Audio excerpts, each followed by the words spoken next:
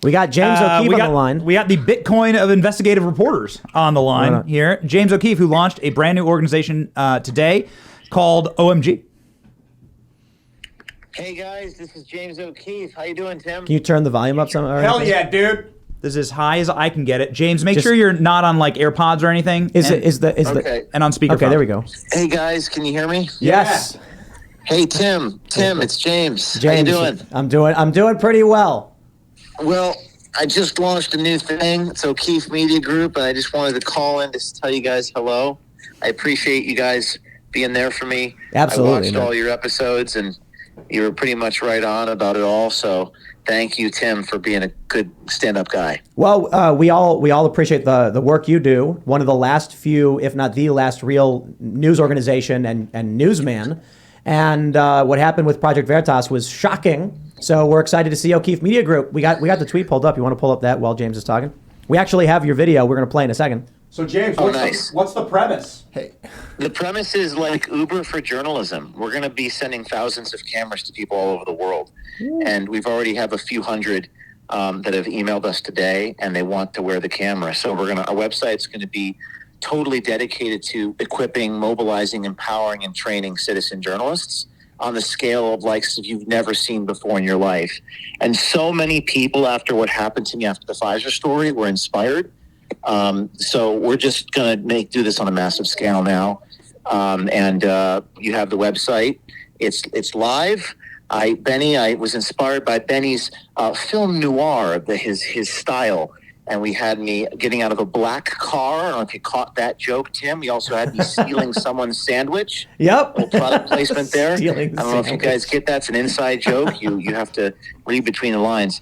And then some little dancing, because people don't like when I dance. It really upsets demons when I dance. They don't like that at all. They get really angry about me being artistic. So a lot in there. OMG, O'Keefe Media Group. And thank you guys for just being good people, for being real. I hope to same to you, man. Come visit you down there. Yeah, come by anytime. We're going to play your video, and we're going to talk about your new venture. And we're going to talk about corporate press and all that stuff in a moment. Yeah, I want to come down there and talk to you about corporate press and ownership, and I've just learned so much. But definitely piss off the haters. Share that video of me dancing, getting out of black cars, stealing sandwiches. Sandwiches always taste better when they were in the hands of a pregnant lady. So well, you would know, James. The way it is. I say that tongue in cheek, okay? Just for all of you listeners, I'm being a little ironic there. Right on. But thanks, Tim. No, seriously, man, good work. Appreciate it. One question, Thanks, James. Are you working? What are you working on right now? Oh, gee, I mean, first of all, we have a follow-up on the Pfizer story. We got a massive tip. Lot of three-letter government agency stuff coming in through our pipeline. And what aren't we working on? I'm in the little war room with 10 people. These are ride or die people. These are really good people that are been working 15 hours a day over the last few days. So you'll see our next story in the coming days, guys. It's going to be big. That's how you're going to turn this around in days? That's unbelievable. Days. I mean, that's how we roll. That's how we roll at O'Keefe Media Group. OMG. OMG. I love the name. The name is so good. Well, we got to get you out here sometime. So as soon as you can. I would love to. I want to have I've learned a lot about, as you say, ownership of media. I really want to. That's the theme I want to touch on with you. So I'll have a few stories. So thanks, guys. I got to run. Benny, you're the best. Thanks, James. Later, James. Thanks, James. So let us show you the video from O'Keefe Media so you can watch it for yourself. And I'll just play it. Here we go. There we go. The irony of the Acorn story is that it took a 25-year-old with a hidden camera a few days to do what billion-dollar networks and journalists could not do in a decade. I spent 14 years creating the most effective nonprofit newsroom this country has ever seen. And in paving the way to establish citizen journalism, I have been defamed, arrested, raided, and ultimately removed from the organization I spent so much time developing credibility of. I always knew they would try to ruin the reputations of those who expose them, the pharma giants, the three-letter government agencies, and those who I thought I could trust. But in response, we are going to build an army of investigators and exposers. They have awakened the sleeping giant. I'm back. Remaining by my side are a small, tight-knit group of the most elite journalists in the world. Exposing corruption requires standing up to power because power hates sunlight. We are sunlight. Welcome to the O'Keefe Media Group, where we will never be shut down. Because not only do I own it, but you own it too. Support us and sponsor our army of journalists by becoming a founding member today. OMG. Let me. That was fast. I mean, what was that, a couple weeks ago?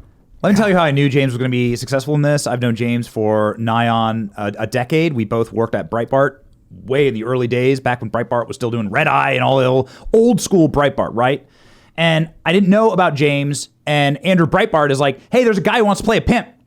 He's a white kid. And isn't that crazy? Like a white pimp. And he's gonna get like a fake. You held up your phone when he called, and his name was saved in your phone, and you could see what you saved him in your phone as. If someone can, like, it's been in my phone like that for 10 years because that's how I remember the kid. And so Andrew Breitbart is coming in like looking like a wild man at some DC party. He's like, this kid, he's white, he's gonna play a pimp, it's gonna be crazy. And he's got a prostitute too. And he's going to collapse Acorn and the entire Obama regime. The people who got Obama elected, this guy's going to come and blow him up. And sure enough, like, James did it. And James and I were like fast friends. He edited the Acorn video on my apartment couch. Wow. He edited the Acorn videos there. His pimp jacket was in my closet for quite a while before he was James O'Keefe. And then every single little things that he's done, some of the craziest stuff, some of the like, hey, I'm gonna try and seduce someone from CNN on my boat. like you remember that one? No. The old one? Yeah, the one. Yeah, wow. Like that was one that's gone. I remember a little sideways. Jon Stewart praised him for the Acorn stuff. Jon Stewart was like, we've been had.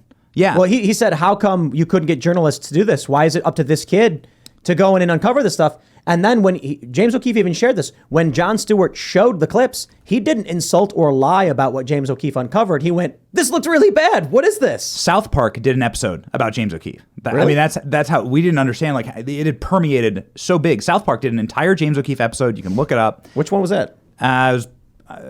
I'm sure the crowd, the will, chat will be able to source it. But James actually, we watched that together. It was wild. And so here's Trey Parker, Matt Stone doing a James O'Keefe Acorn. There's an Acorn South Park episode. Anyway, James just lets it rip. Dude, if you think you're gonna hold this guy back or you're gonna hurt his feelings or anything, like, he says it. He danced like Michael Jackson because it makes people mad. He just lets it rip. And there's no one who lets it rip. He's more like a skateboarder at heart. He's far more of like an X Games guy. I think he just wants to stick the landing. I think they may have done him a favor with all of this stuff because they untethered him. Now he has an opportunity with all of his experience, knowledge, his followers, his fan base, the people who believe in him. Now he can start something new, clean, and done right, and shave off all the fat and the bloat that was probably holding him back. Yeah, I think it's an optimistic way to look at it. Look, I think Veritas getting hit the way it did sucks, for sure, because it was powerful and they did good work. But without James, what do they have left? It's got to be with James, and I think this is a real opportunity for him to do something stronger, better, faster, et cetera. I think it's actually turned out to be it was a very good opportunity, and he seized the opportunity because if he had been released from the company or fired when they weren't in the spotlight, it would have nowhere near this impact of OMG taken off into the stratosphere like it did. So I'm, talk about taking a lemon and making lemonade, man. I am concerned, James, that like someone's going to come offer you $100 million for the company. They're going to start to get deals and offers and bribes. God knows the direction, because it's going to be worth hundreds of millions of dollars pretty quick, I would imagine. Yeah, but don't sell to Silicon Valley Bank, James. Well, I suppose the question is you're not alone. Is he launching it as a nonprofit or a for-profit? It sounds like good question. Well, because I said on the episode, he did say he watched them all and he wanted to talk about ownership, but I said it should be a for-profit. That means you're not going to get donors in the same way, and that could be an issue. With Project Veritas, the 501c3, because there's that and there's Action, which is, I believe, a 501c4. The 501c3, it's easy to get someone to give you money and expect nothing in exchange because it's tax deductible. You go to a rich guy, you say, give me $500,000, you can write it off. They say, okay.